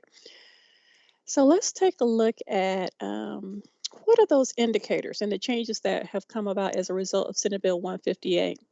So we've had the new indicators are state assessment results in reading and mathematics. State assessments results in science, social studies, and writing would be another indicator. English learner progress towards English language proficiency, the quality of school climate and safety, and as well as post-secondary readiness. Previously, we had transition readiness. This bill has changed the language to post-secondary readiness, and it has also redefined what that means, graduation rate. Now, the first four indicators are basically for all three grade bands, so elementary, middle, and high. The last two, of course, are specifically for our high schools. So we can move on. So, a summary of the regulations. So, some of the changes that we're making in the reg is basically aligning the language in Senate Bill 158 to the current reg. So, one of the meaning, for instance, in the current reg, we had proficiency as an indicator. In the current reg, we would have, we'll say proficiency in math and reading. In Senate Bill 158, that would now become the state assessment results in reading and math. Instead of proficiency in reading and math, it would now become state assessment results in reading and math. We also wanting to, we have to align the language of what it means regarding dual credit. Currently in the current reg looks at the process for collecting dual credit around the number of credit hours. So it says students meeting benchmarks around 6 credit hours. Well, the process that the state actually has is not, we don't collect credit hours. We actually are collecting the number of courses that a student would receive once they meet benchmark in those courses. So it's a data collection correction. So we're just basically correcting the aligning the languages along with the process that's actually taking place in the Kentucky Board of Education. The other recommendation that we took to the board, and we also were looking for guidance on these as well, were around, of course, we're going to look at status and change, and I'm going to show you what that looks like and what that would look like when we display those. The weights in combining performance, as well as English learner progress indicators and flexibilities. So the federal government allows for some flexibilities. Though KDE has not previously taken advantage of those flexibilities, the federal government does allow for states to take advantage of several flexibility. One is the age of students once they enter into the program, as well as students, the amount of interrupted schooling that the student has had, as well as their performance on the proficiency access testing. The board has decided that we will take advantage of those flexibilities going forward. And one of the other recommendations that we sought guidance from the board was the minimum in count, and we'll talk a little bit about that here in a second, as well as connecting those reporting requirements in Section 5 to the Kentucky's Consolidated State Plan. Stacy, if you would. Okay, you can move on to the next one. This is the color-coded dashboard that we're proposing for recommendation. Within Senate Bill 158, it also spells out these labels. So we can go from very high to very low. We can go from decline significantly to increase significantly. So what I have before you now is a recommended chart. So the recommended, basically you have equal opportunities to be low or equal opportunities to be high, as well as the medium. So if you look at, let's take, can you go back? Okay, sorry. So if you take a look at the medium in current year. So if you're medium in current year, yet you then increase from prior year on change. So if your status in the current year is medium, and then you increase significantly or increase, then you would be green. You have the opportunity to be green. Now, where it goes from increasing significantly to increase, just increase, will be based on what happens when we actually have assessments and we have a standard setting. And those, based on the standard setting, that will just decide where those cut scores will be. The other chart is just slightly different. So the other chart actually demonstrates that it's a little bit different on how you actually get to those higher levels. So you have more opportunities to be yellow in the alternative. So what I want to pause here to do is just basically get your feedback if you have any preference or questions that I can clear up regarding these color tables. And keep in mind, these will not be in the regulation, but they will be used in terms of how we will display reporting on the school report card. So any preference or questions that I can clear up regarding the color table?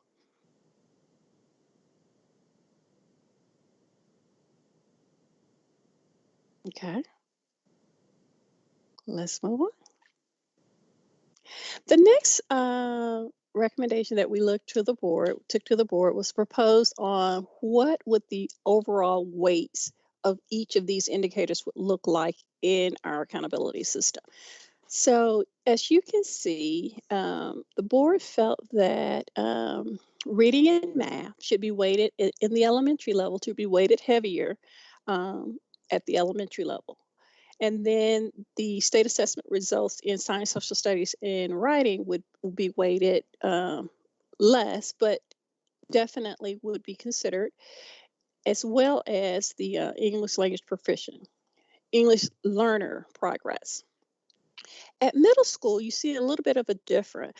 They felt that those needed to be a little bit more equal when we start talking about the state assessment results in reading and math versus the state assessment results in science, social studies, and writing. So they felt that those weights should be more comparable. And at high school, the thought for the board that we received was that the state assessment results would be be higher at for reading and math versus the other indicators. So we have some requirements that we must meet regarding what the federal government says. The weights for elementary and middle, at the middle and high school, elementary and middle, must be weighted higher for reading and math. And then at high school, we have to include graduation to give an overall weight higher.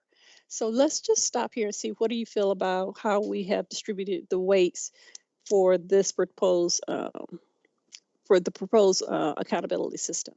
Any thoughts?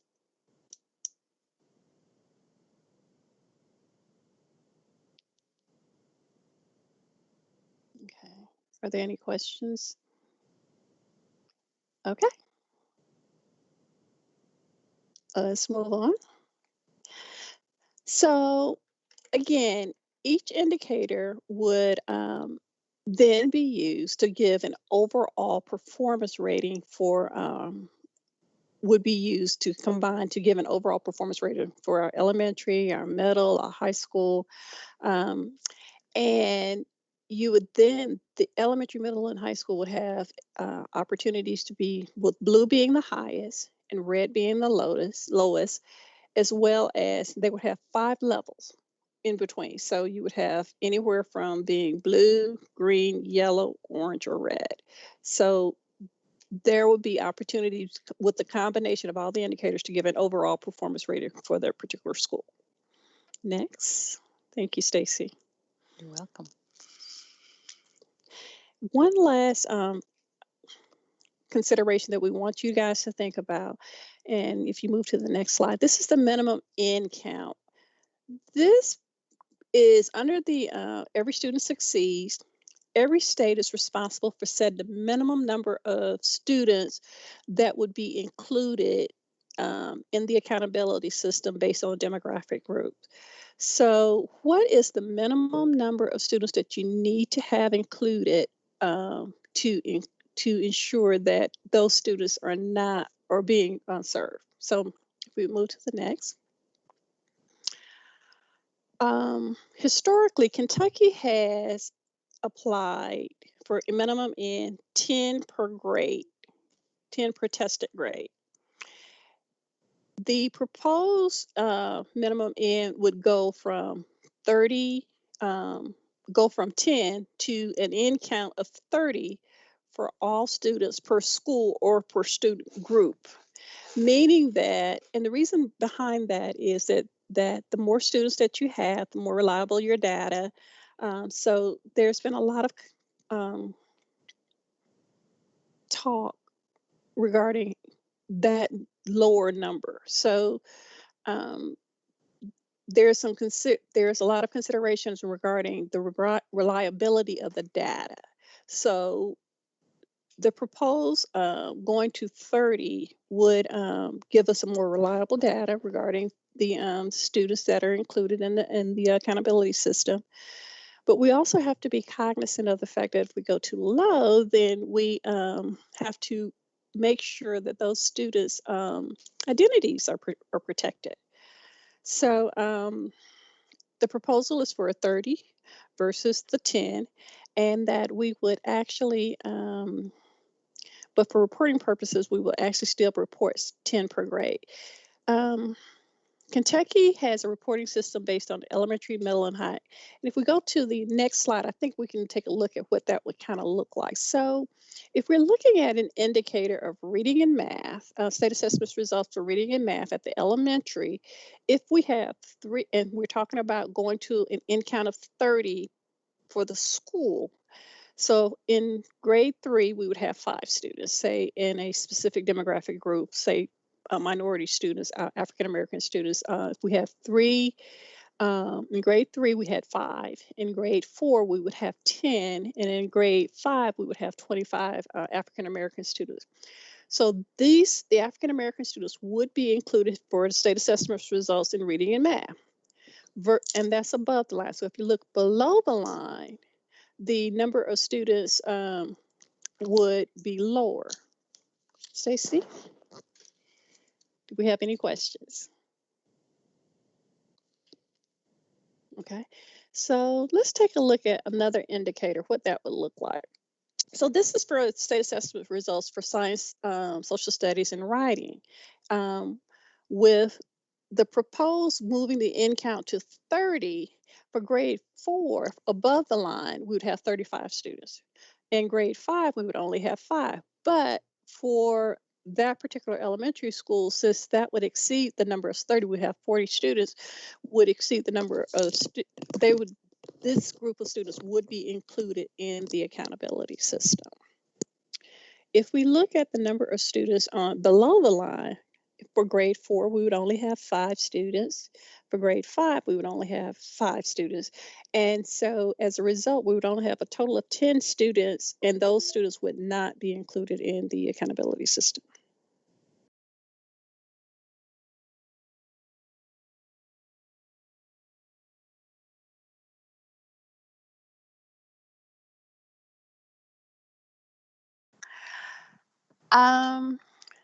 Now, this is the tentative timeline.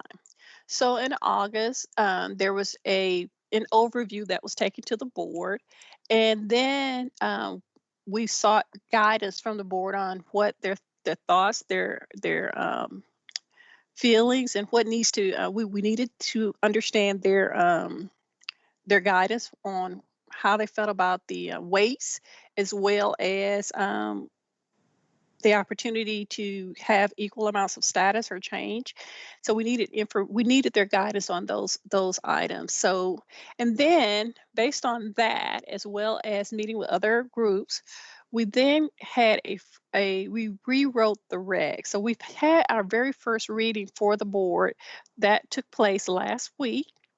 And so as a result, they heard the amendments to the accountability reg. Based on their thoughts and their feedback, we'll be getting that.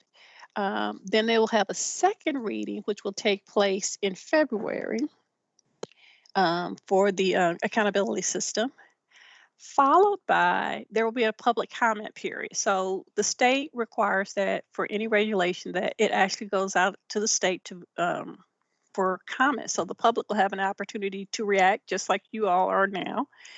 And we will then we will issue a statement of consideration based on additional changes based on the feedback that we get during this period.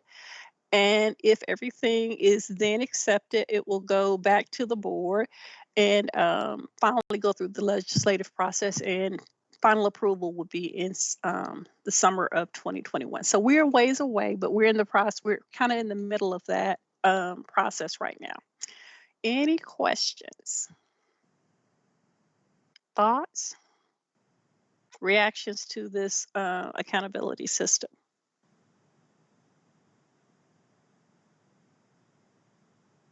Well, thank you for your time. If you have anything, please do not hesitate to reach out to me and let me know. So thank you, Stacy. Thank you for being here with us today. And I just want to encourage the TAC members.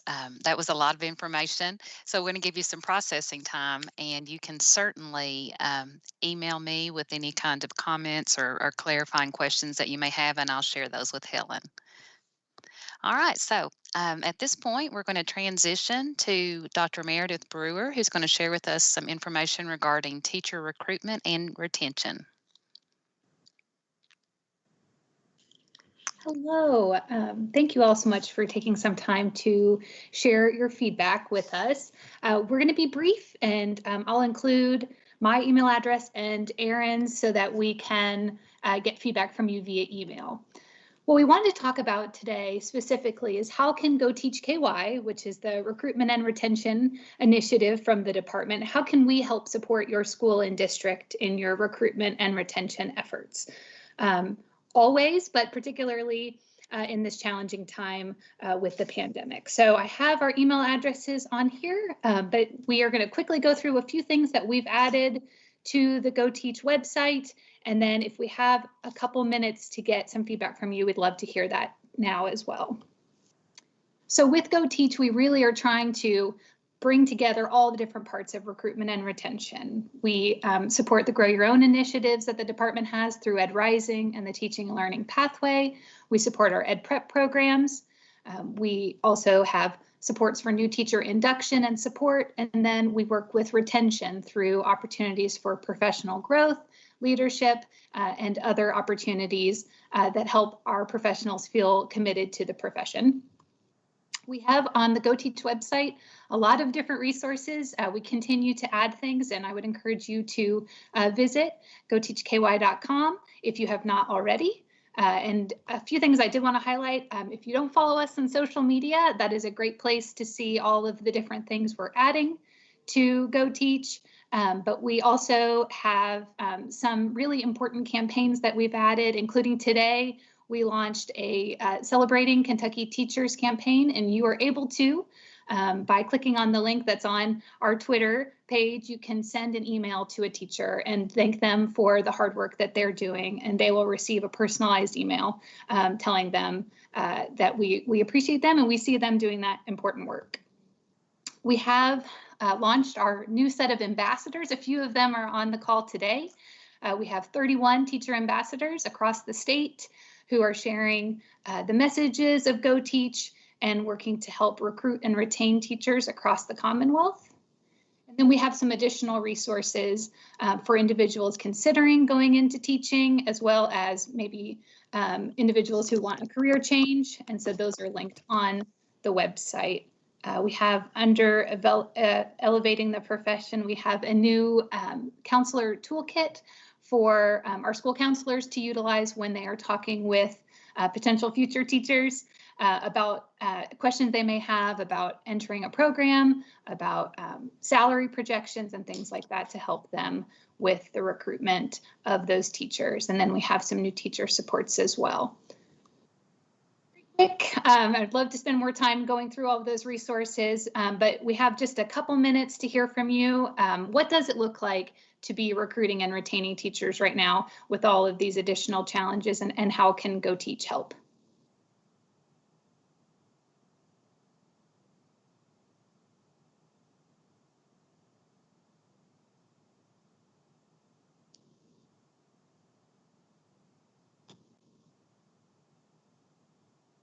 I did put the link to our Teachers Celebrating Teachers forum in the chat. And that, again, as Meredith said, that was on our Twitter post today. So I would encourage you to go to Go Teach KY on Twitter as well and see if you haven't. And see if we already had several requests. Ellie, our communications consultant on staff, said she had already sent out, I think, about 5 requests before our 8:30 meeting this morning. So we were excited to see that already.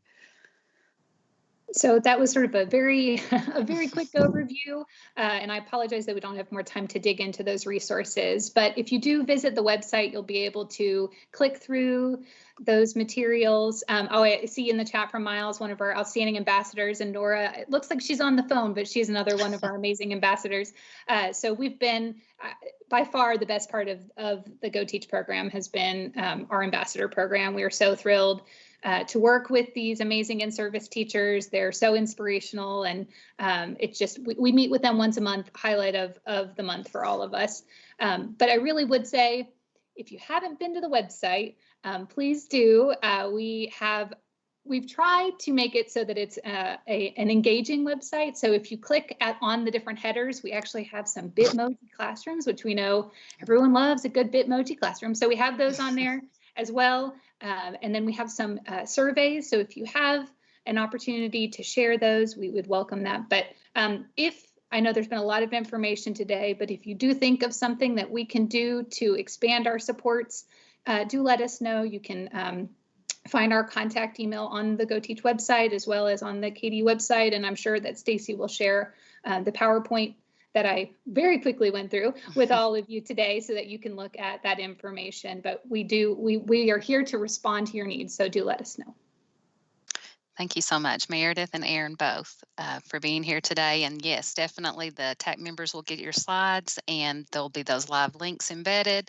And any questions or follow-up, certainly reach out. Thanks so much. Okay, so lastly on our agenda, I'm going to transition back and share some slides here.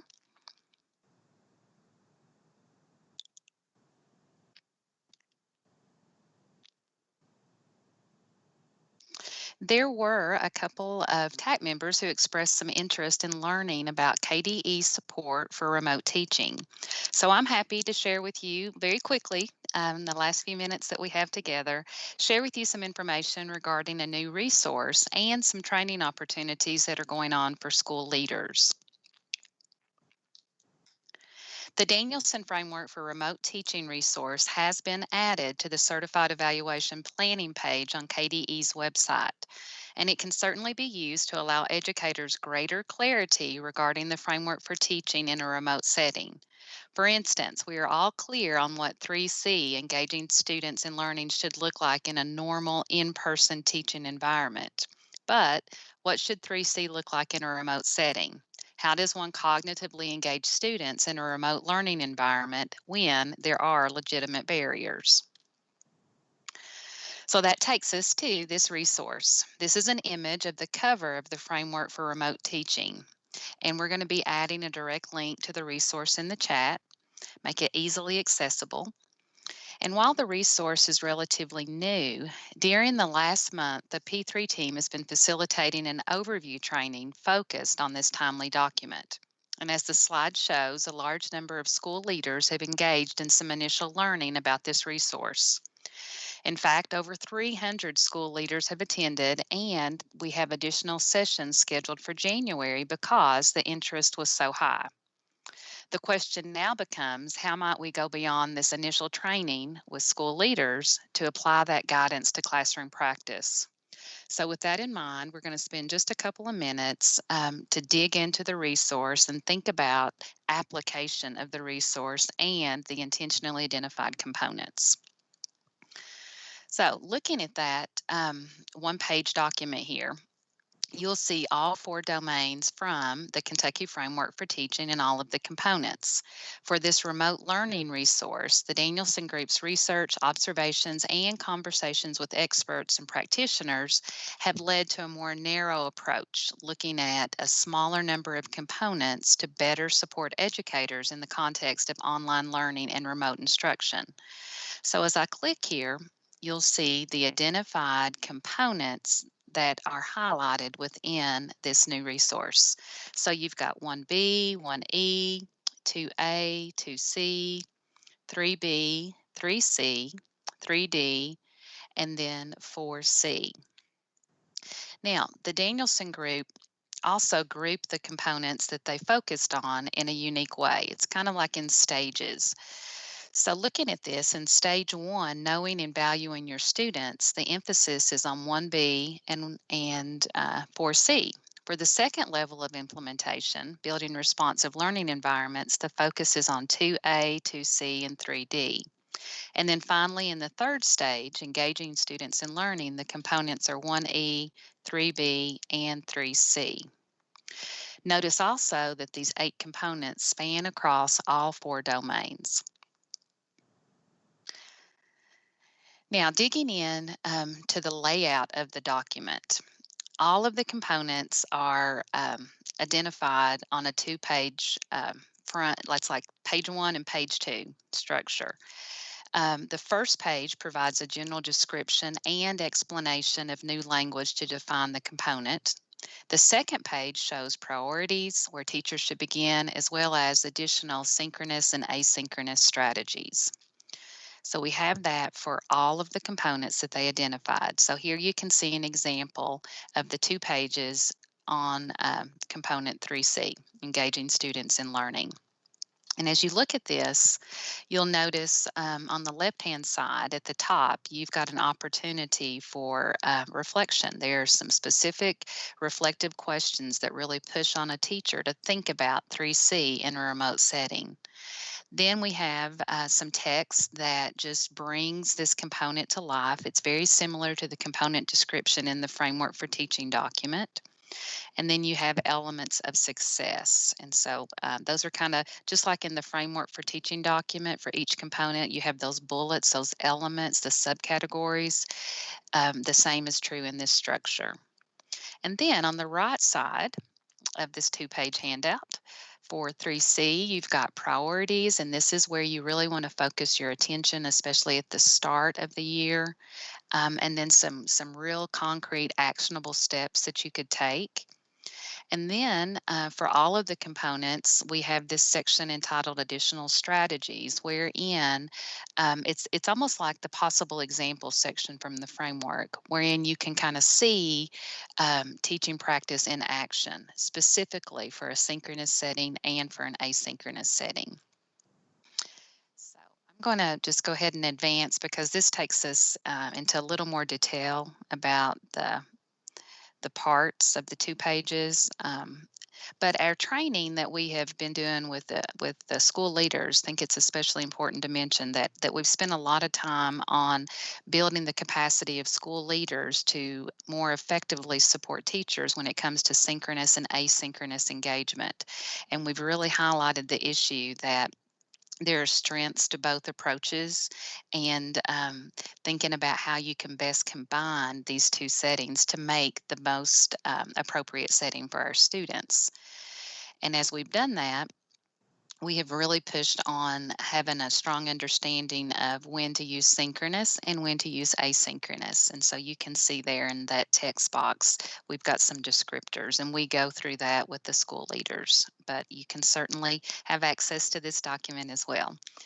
But as we come to a close here regarding this support, we do want to give you all an opportunity to share with us your thoughts about using supplemental resources to maximize the effectiveness of remote teaching.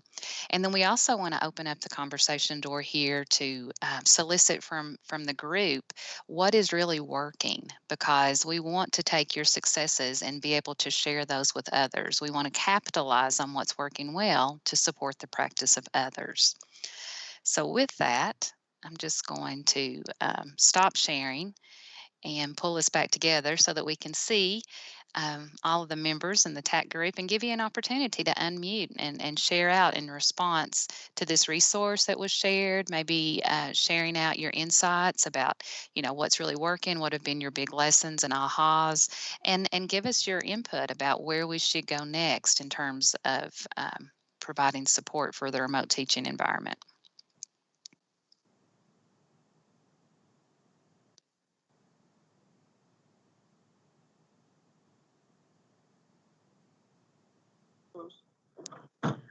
We found at the elementary level, just having it available multiple ways. In Western Kentucky, we have some areas that just don't have internet, don't have cell phone service, don't have, it doesn't matter what device we give them. So we have all of our lessons, all reading, math, all the subjects at the elementary level are recorded, a teacher teaching them, and they can pick up a USB stick, or they can get on what we call the Cove and see the teacher teaching a lesson. And then we have a few coming in person now that that's available, like a small group, especially if they have an IEP or a special need or something. So just every family's a little different. I have some that don't even get started till 5:30 at night, and some that are up because a parent is working or both parents are working or at daycare or whatever. So there's so many needs no matter what level they're on. So me as a parent myself, I have a high schooler over here doing probably 3 weeks of math. No, maybe not that much, but just however works for their family. So just making it flexible in multiple ways to give it to them has been, whether it's paper, packets, or whatever, it's really meant a lot to me as a teacher and a parent, honestly. Thank you, Nora. Okay. Any other hands? I'd like to piggyback on what Nora said. Yes. Where she has students and families that don't even get started till this to do their work until later in the evening. I know that my son and his daughter or his wife, it's the same way with their family. The kids are home all day with Memo. They can't do the work, so they wait until mom and dad are at home. And I think that districts ought to consider changing the hours that teachers work and have teachers available in the evening to be able to respond to parents' requests. If I do my Google Meet 1 o'clock every day, I think there are students out there that would be a whole lot better off if I could do it at 7 o'clock in the evening.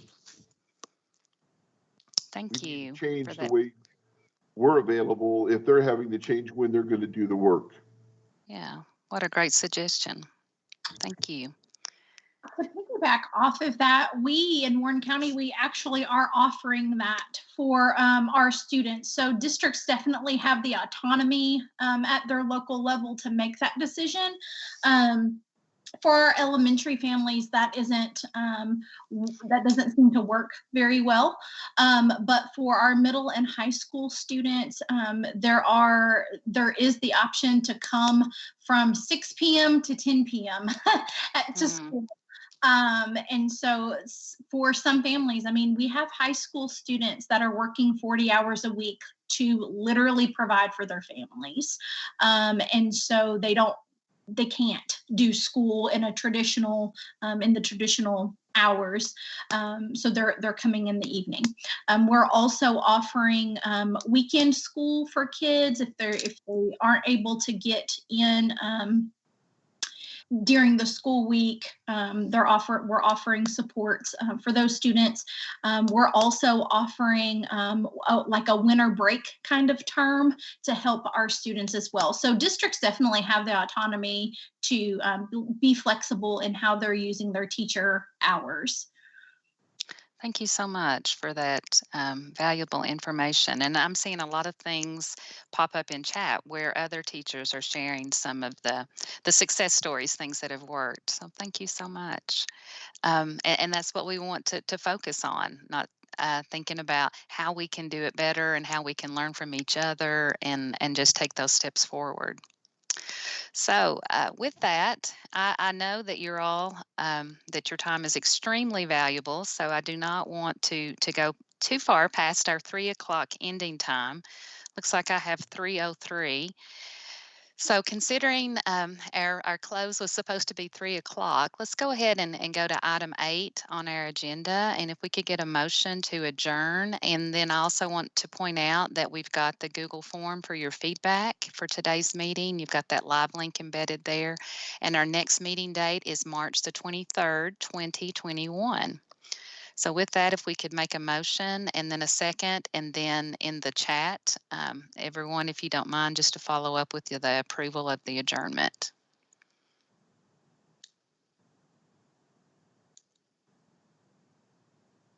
Can I get a motion? Stephanie Beeson, I'll make a motion to adjourn. Thank you, Stephanie. Nora Rainsy, I'll second. Thank you, Nora. All right, and then I see lots of things popping in the chat. Well, thank you all so very much. And I will follow up with the slide deck and then any additional materials related to the meeting.